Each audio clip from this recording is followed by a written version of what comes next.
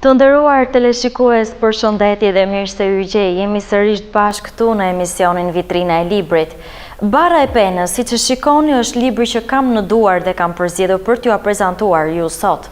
Teksa e sheh, gjëja e parë që mendon është se sa kopertinë e bukur dhe sa titull i mrekullueshëm dhe i gjetur. Por ju a garantoj se përmbajtja e tij është po aq e mrekullueshme dhe e veçantë. Ky libër është një ndër librat e autorit turk Hüseyin Su, i lindur më 1952 në Kershir, dhe arsimin e lartë e mbaroi në Ankara në degën e gjuhës dhe historisë gjeografisë. Libri është i përkthyer në gjuhën shqipe më së miri nga zoti Rifkat Hyseni dhe është botuar në qytetin e Prizrenit në shtëpinë botuese Fleta. Bara e Penës nënkupton në vetvete barrën e heronjve të letërsisë, vështirësitë e tyre gjatë rrugës së shkrimit.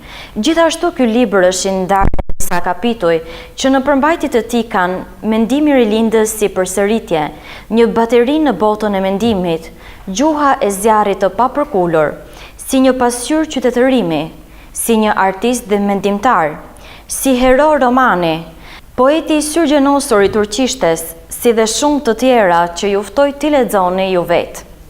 Në përgjithësi, në këtë libër autori ka treguar shumë dhe për rrugtimin e tij të jetës, për punët e ndryshme që ka bërë në profesionin e tij, për librat që ka shkruar e shumë për jetimet e tij. Sa e vështirë është të drejtosh zemrën, mendjen, dorën dhe gjithçka tënden për të shkruar disa rreshta. E nga mund të na vijë frymëzimi për të bërë diçka të mrekullueshme për të lexuar më pas. Sa e vështirë do të jetë rrugtimi jon derisa të perfeksionohemi në atë çfarë ne duam të bëjmë.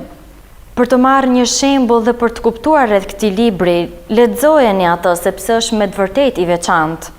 Siç e dini, për ta bërë tuaj këtë libër mund ta blini atë lehtësisht në faqen tonë online islamshop.ch.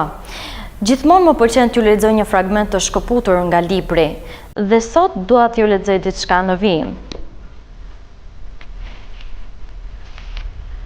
Besimet tona kur i mbartim me krenari tek ne, kur tuprohemi t'i zotrojmë ato, kur i përqafojmë fort të dashurit ton, ikin nga duart tona, të ikurit tanë vinë nga çdo anë e mban dhe rriten në sy tanë. Ndjenjat e maturisë në zemrën tonë që mbështjell secilën ndjegje, që secilën punë tonën e sterilizon dhe e shndërron në frikë. Pra e gryen shpirtin tonë. Kur zvoglohet si qenie, frika nga kjo veçli e jona, fiton fuqi dhe rritet vazhdimisht. Ende besojnë se ka dek që do t'i mbrojmë, do t'i përqafojmë.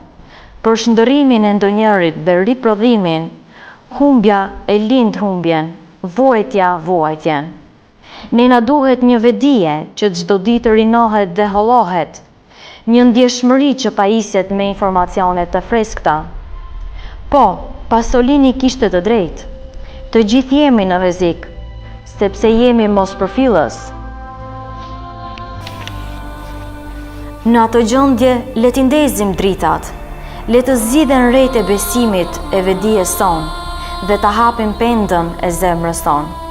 Dhe kështu do doja ta mbyllja këtë emision për ditën e sotme. Do t'ju falenderoja shumë për vëmendjen tuaj dhe së bashku do takohemi në emisionet e radhës.